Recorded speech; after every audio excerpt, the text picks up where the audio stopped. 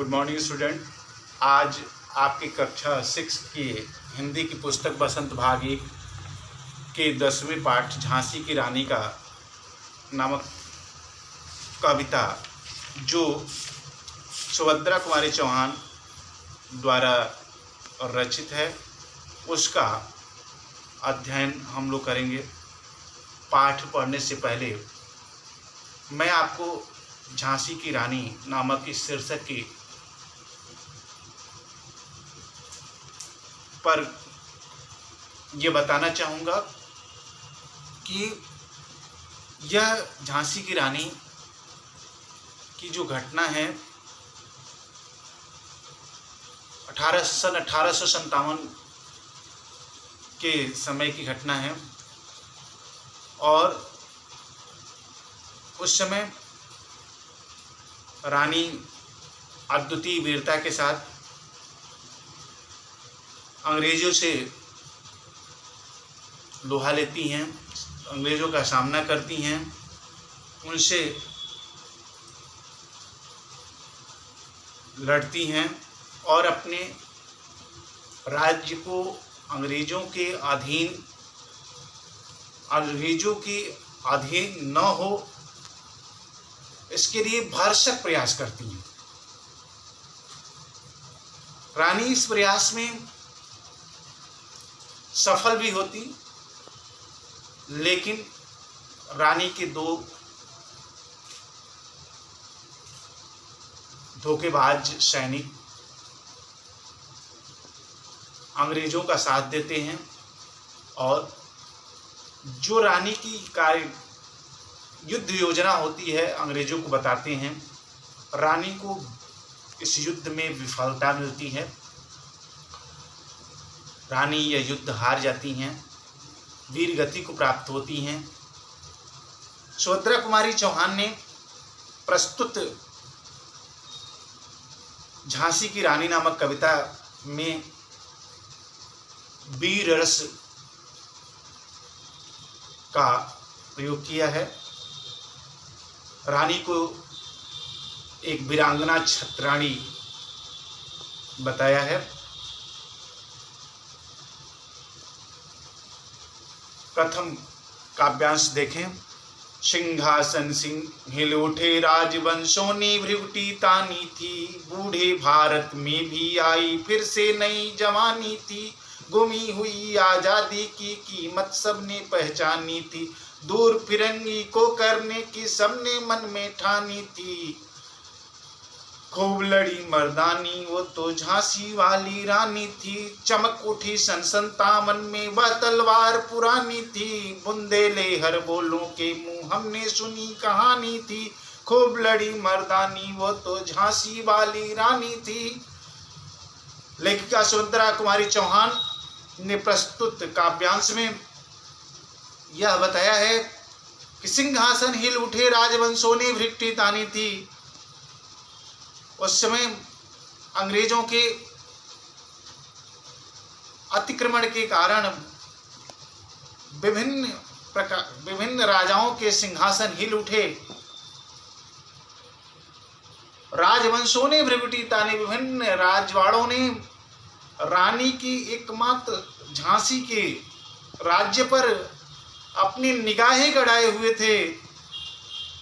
बूढ़े भारत में भी फिर से आई नहीं जान, लेकिन ऐसा लगता था कि रानी लक्ष्मीबाई के रूप में बूढ़े भारत में, जो भारत स्वतंत्रता की बेड़ियों में जकड़ा होने के कारण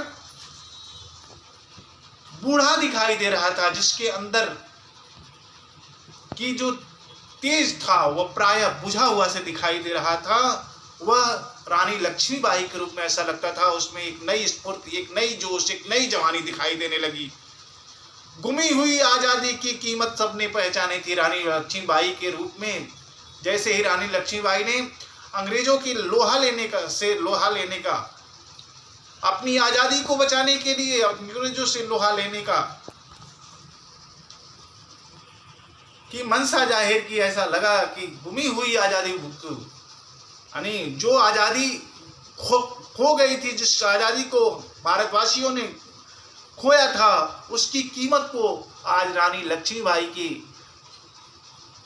स्वतंत्रता की लड़ाई में आ जाने से शायद सभी भारतीयों ने उस आज़ादी की कीमत को पहचान लिया था, उस मूल्य को जान लिया था, और इसी कारण दूर फिरंगी को करने की सबने मन में ठानी थी। सभी फिरंगी अर्थात अंग्रेजों को दूर करने की मन में ठान लिया था। सभी झांसी के राज्य के जो युद्धवीर थे उन्होंने यह मन में ठान लिया था, मन में बिठा लिया था कि निश्चित ही अंग्रेजों को इस राज्य से दूर रखना है। चमक उठी सन 57 में लिख कवित्री सुभद्रा कुमारी चौहान कहती थी, सन 1857 की बात है, जब रानी लक्ष्मीबाई की पुरानी तलवार चमक उठी थी। आज बुंदेले हरबोलों के बुंदेलखंड के रहने वाले सभी वीर पुरुषों के मन में एक ही मात्र कहानी सुनाई दे रही थी, खूब लड़ी मर्दानी, वह तो झांसी वाली रानी थी। वह झांसी वाली रानी बड़ी मर्दानगी के साथ अपने राज्य की रक्षा करती हुई, अपने राज्य की आज़ादी की रक्षा के लिए बखूबी लड़ती हुई, अर्थात पूरी तत्परता के साथ लड़ी। वह झांसी वाली रानी थी। कानपुर के नाना की मोहबोली बहन छबीली थी। लक्ष्मीबाई नाम पिता की वह संतान अकेली थी। नाना के संग पढ़ती थी, वह नाना के संग खेली थी। बर्छी ढाल कृपाण कटारी उसकी यही सहेली थी। वीर शिवाजी की गाथाएं उसको याद जबानी थी। बुंदेले हर बोलों के मुंह हमने सुनी कहानी थी। खूब लड़ी मर्दानी, वह तो झांसी वाली रानी थी। कवित्री सुभद्रा कुमारी चौहान ने प्रस्तुत काव्यांश में यह बताया है कि कानपुर के नाना की मुंहबोली बहन छबीली थी। लेकिन कवित्री कहती हैं कि कानपुर के नाना साहब की वह मुंहबोली बहन थी,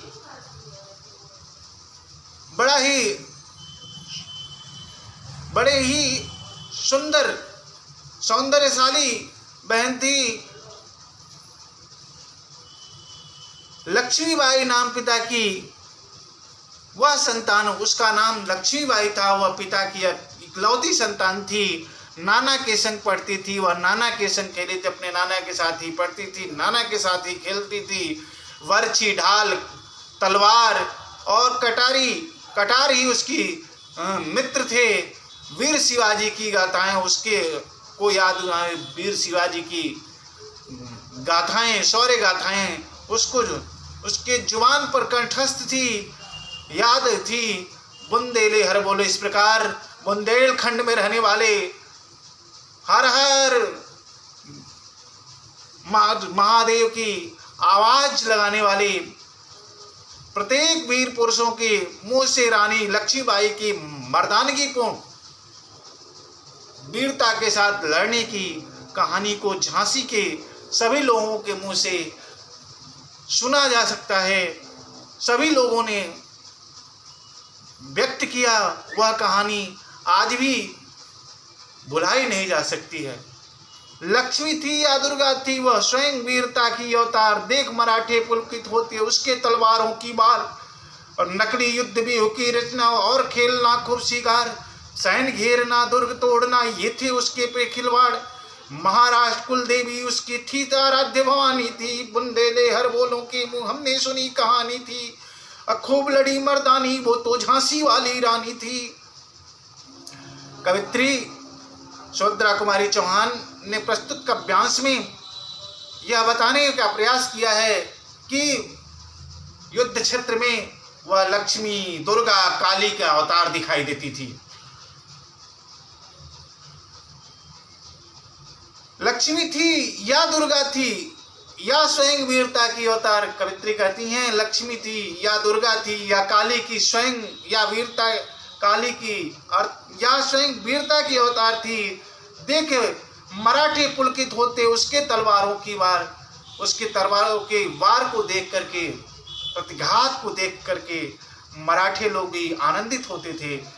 नकली युद्ध व्यूह की रचना, तलवारबाजी करना, सैन्य घेरना, दुर्ग को तोड़ना, किला को तोड़ना, ये सब उसके बचपन के खिलवाड़ थे। कवित्री इस दूसरे काव्यांश में बताती हैं कि महाराष्ट्र कुल देवी उसकी भी आराध्य भवानी थी। महाराष्ट्र की कुल देवी उसकी आराध्य भवानी थी, उसकी आराध्य देवी थी बुंदेले हर बोले, अर्थात हर हर महादेव की आवाज लगाने वाले वीर पुरुषों के मुंह से लक्ष्मी,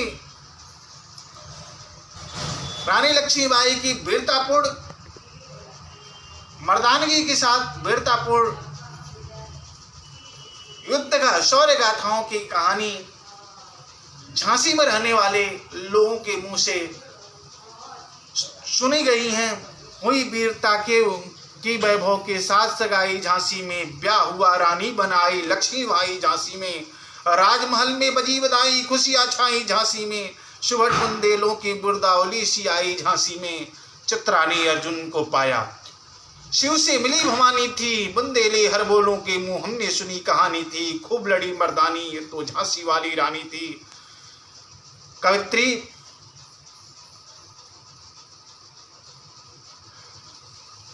सुभद्रा कुमारी चौहान ने रानी की लक्ष्मीबाई के व्यक्तित्व का वर्णन करती हुई, उनका परिचय देती हुई बताया है कि हुई वीरता की वैभव के साथ सगाई झांसी में।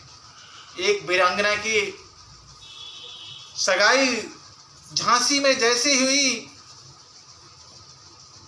उसके बाद दोनों ही पक्षों में खुशियां मनाई जाने लगी। ब्याह उपरांत रानी लक्ष्मीबाई झांसी में की रानी बन करके आई, राजमहल में बजी बधाई खुशियां छाई। राजमहल में, पूरे झांसी राज्य में राजमहल में चारों तरफ बधाइयां दी गईं, चारों तरफ खुशियां मनाई गईं। सुभट बुंदेलों ने बिरदावली सिझाई झांसी ने, सभी सुभट भाटों ने बिरदावली गाई, अर्थात वीरतापूर्ण रानी लक्ष्मीबाई की गाथाएं सबको सुनाई। चित्रा ने अर्जुन को पाया, जिस तरह से चित्रा ने अर्जुन को पाया था, शिव को जैसे भवानी मिली थी, उसी तरह से आज रानी लक्ष्मीबाई अपने पति को मिली थी। पति रानी लक्ष्मीबाई से बहुत प्रेम करते थे, लेकिन सब कुछ विधाता के अनुकूल नहीं हुआ। कालांतर में कौन सी घटनाएं घटी, रानी बताती हैं कि बुंदेले हर बोलों के मुंह हमने सुनी कहानी थी, खूब लड़ी मर्दानी वो तो झांसी वाली रानी थी। बुंदेलखंड में रहने वाले लोगों के मुंह से हमने रानी लक्ष्मीबाई की शौर्य गाथाओं को सुना है। उदित हुआ सौभाग्य मुदित महलों में उजियाली छाई, किंतु कालगत चुपके चुपके काली घटा घेर लाई। तीर चलाने वाले कर में उसे चूड़िया कब भाई, रानी विधवा हुई हाय विध को ही नहीं दया आई। उदित हुआ सौभाग्य मुदित महलों में उजियाली छाई।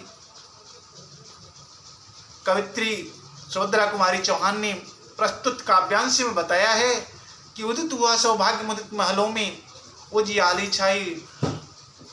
रानी लक्ष्मीबाई के झांसी में आते ही झांसी राज्य का सौभाग्य उदित हुआ, अर्थात चारों तरफ खुशियां ही खुशियां छाने लगी, चारों तरफ प्रसन्नता ही, महलों में चारों तरफ एक नया प्रकाश, एक नया आनंद छा गया। किंतु कालगति चुपके काली घटा घेर लाई, लेकिन काल की गति, समय की गति को कोई जानता नहीं, होनहार को कोई टाल नहीं सकता। इस प्रकार रानी के जीवन में काली घटा छा गई। एक दिन ऐसा आया कि उनके जीवन में काली घटा छा गई, अर्थात जो खुशी थी वह दुख के रूप में परिणित हो गई। तीर चलाने वाले कर में उसे चूड़ियां कब बाई, जो हाथ रानी लक्ष्मीबाई के तीर चलाने वाले थे उसके हाथों में चूड़ियां कब तक सुशोभित होती। रानी विधवा हुई हाय विधि को भी दया नहीं आई। एक दिन रानी लक्ष्मीबाई के पति का आकस्मिक निधन हो जाता है, उनकी मृत्यु हो जाती है। रानी इस प्रकार विधवा हो जाती हैं। विधि को भी दया नहीं आई। विधि अर्थात ब्रह्मा को भी, विधाता को भी ऐसी निष्ठुरता दिखाने में, अर्थात नारी को विधवा बनाने में शायद दया नहीं आती। इतनी सुंदर सौम्य वीरांगना रानी को विधवा बनाने में शायद विधाता को भी दया नहीं आती। सुभद्रा कुमारी चौहान लिखती है, निसंतान मरे राजा थी, रानी शोक समानी थी। इस प्रकार राजा विवाहोपरांत कुछ ही दिन बाद मर गए। रानी ने उस समय तक निसंतान थी, रानी को कोई संतान नहीं थी। रानी शोक समानी थी, रानी का शोक और दोगुना हो गया। एक तरफ राजा की मृत्यु हो गई, दूसरे तरफ रानी को कोई संतान नहीं थी।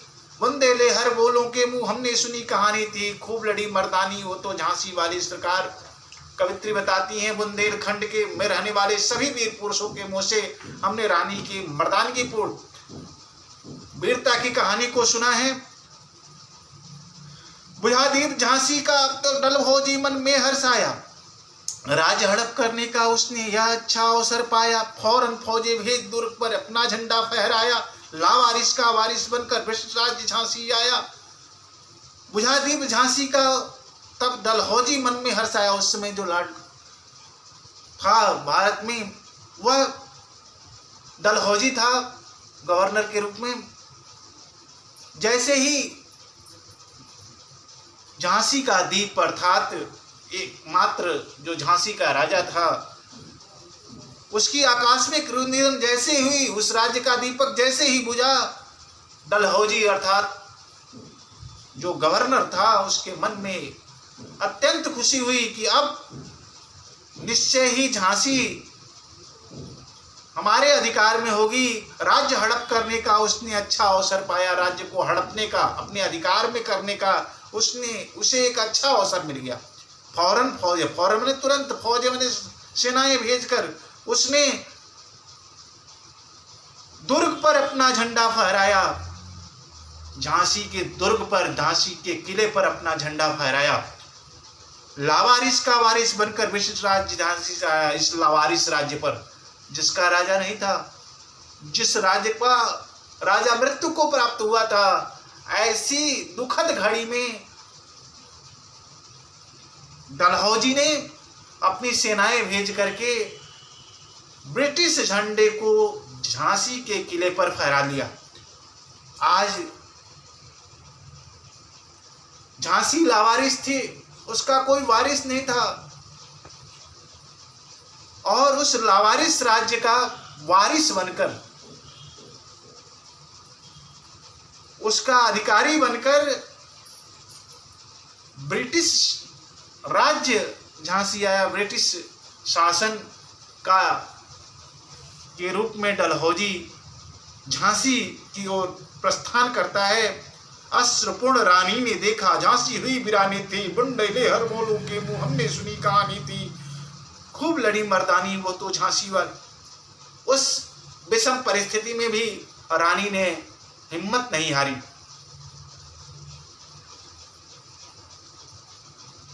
और उन्होंने अश्रुपूर्ण नेत्रों से, आंखों से, कातर दृष्टि से झांसी के तरफ देखा। झांसी वीरान थी, झांसी में लावारिस थी, उस राज्य का कोई वारिस नहीं था, कोई राजा नहीं था। आज रानी के समय के सामने बहुत बड़ी चुनौती थी, या तो अंग्रेजों के सम्मुख